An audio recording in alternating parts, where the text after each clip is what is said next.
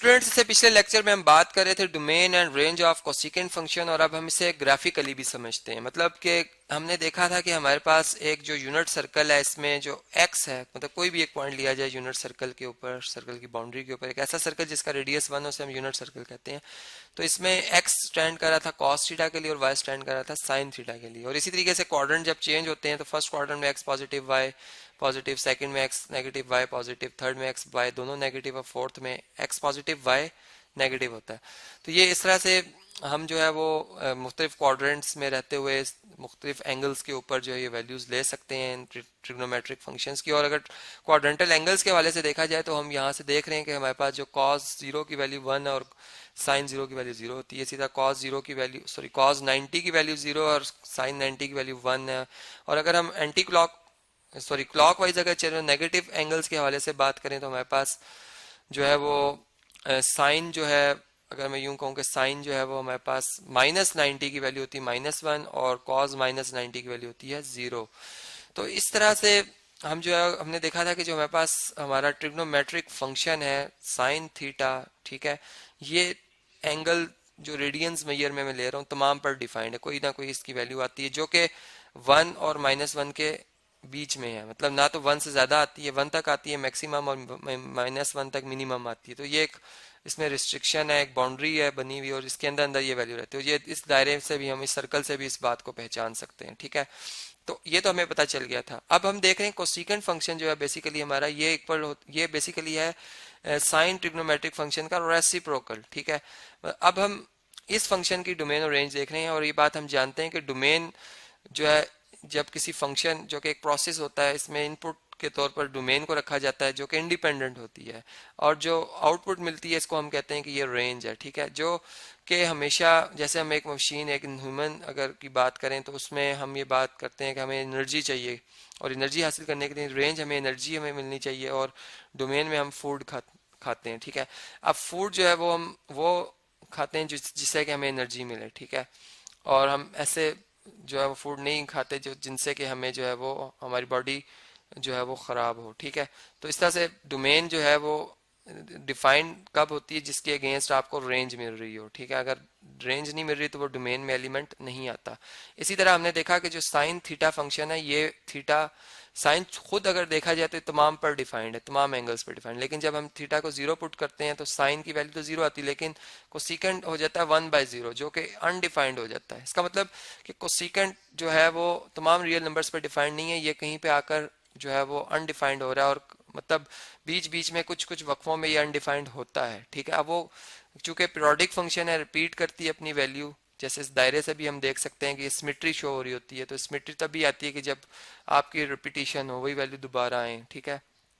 मतलब कि जो हम यूं बात कर सकते हैं कि क्वाड्रेंट भी जब जब आप 1 सर्कल कंप्लीट करते हो तो वहां से भी अगर आप देखो तो ये दोबारा उसी पोजीशन पर आ जाता है एक राउंड लगा के। तो उस तरह से भी हम देखें तो ये प्रोडिसिटी हमें नजर आ रही है इसमें, ठीक है।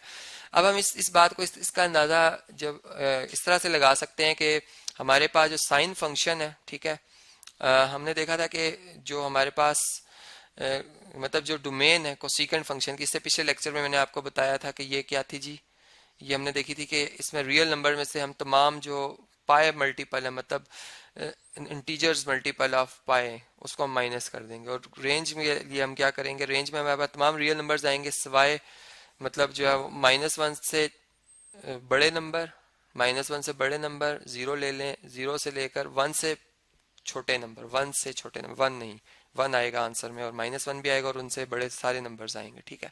तो ये हमने देखा था रेंज में आती है। अब हम इनके ग्राफ को प्लॉट करने जा रहे हैं, ठीक है। तो अब ग्राफ के लिए मैं सिंपल इस सर्कल से आपको समझाने की कोशिश करूंगा।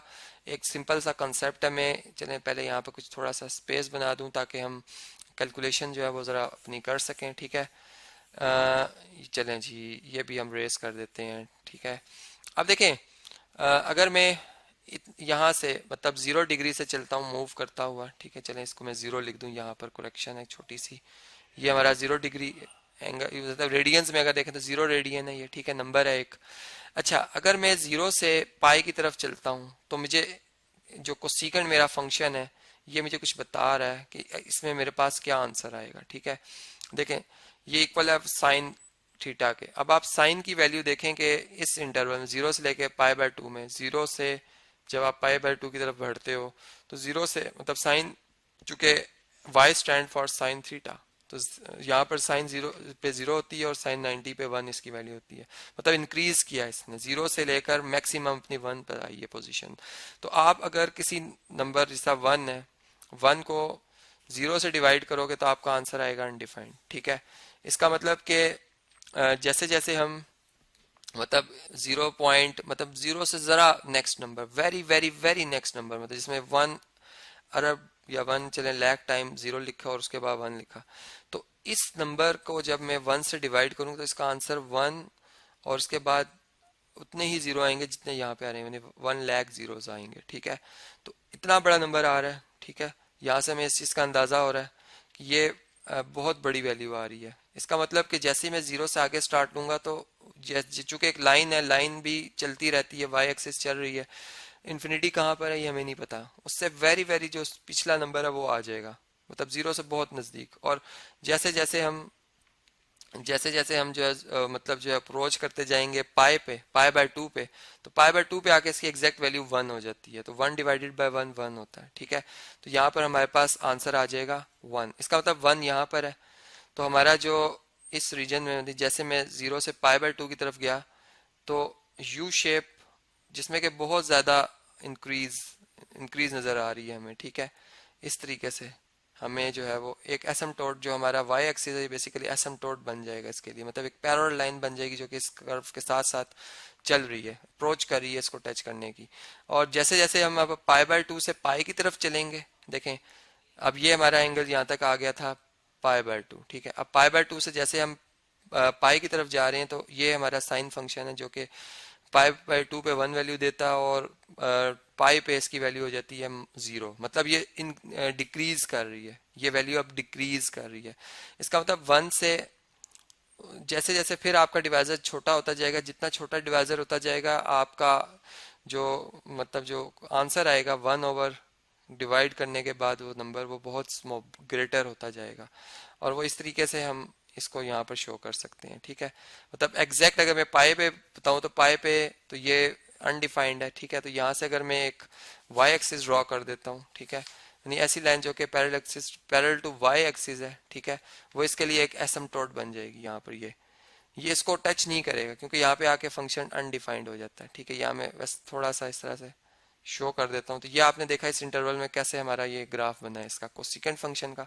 फिर इसी तरीके से अगर आप क्लॉक वाइज रोटेट करें, आप 0 से -π/2 तक आए हैं, तो इसमें भी आप देखें तो ये 0 से डिक्रीज हो रहा है, लेकिन मैग्नीट्यूड फॉर्म में अगर आप देखें तो मतलब डाउन द एक्स एक्सिस ये मूव कर रहा है। ठीक है, अगर हम डायरेक्शन ले लें तो डायरेक्शन से साइन इग्नोर कर दिया जाए तो ये वैल्यू एक तरह से साइन की जो वैल्यू इंक्रीज कर रही है। ठीक है, इसका मतलब कि ये 0 पे बहुत छोटी वैल्यू, मतलब बहुत छोटी वैल्यू से स्टार्ट लेगा और मैक्सिमम अपनी मतलब 1 तक आएगा। ठीक है, अगर डायरेक्शन को मैंने कहा इग्नोर कर दिया जाए, हम उस सेंस में देख रहे हूँ, इसका मतलब है कि -π/2 पर, यहाँ पर -π/2 पे तो हमें पता है एग्जैक्ट 1 आ रहा है, लेकिन जैसे जैसे हमारी ये वैल्यू 0 की तरफ जाएगी, ठीक है, मैं अब -π/2 से 0 की तरफ लेके जा रहा हूँ, तो हमारी जो y की वैल्यू वो बहुत मतलब नेगेटिव साइड पर इस तरह से डिक्रीज डिक्रीज डिक्रीज डिक्रीज होती चली जाएगी। ठीक है, और इसी तरीके से जब हम -π/2 से पाई की तरफ जाएंगे,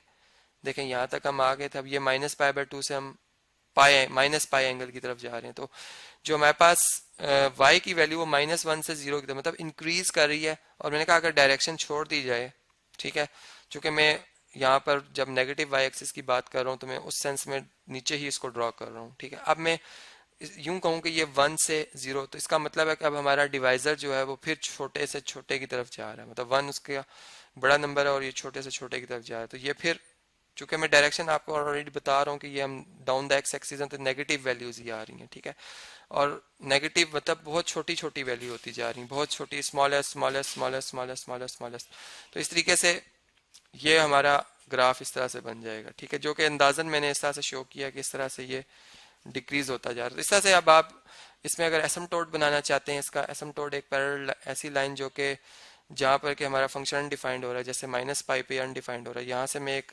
एक स्ट्रेट लाइन ड्रॉ कर दूं, ठीक है, जो कि पैरेलल टू वाई एक्सिस हो, ये हमारे लिए एक एसिम्पटोट बन जाएगा जो कि इस कर्व को टच नहीं करेगा, ठीक है, इसके पैरेलल चलेगा। तो इस तरह से ये ग्राफ बन गया हमारे पास कोसिकेंट फंक्शन का।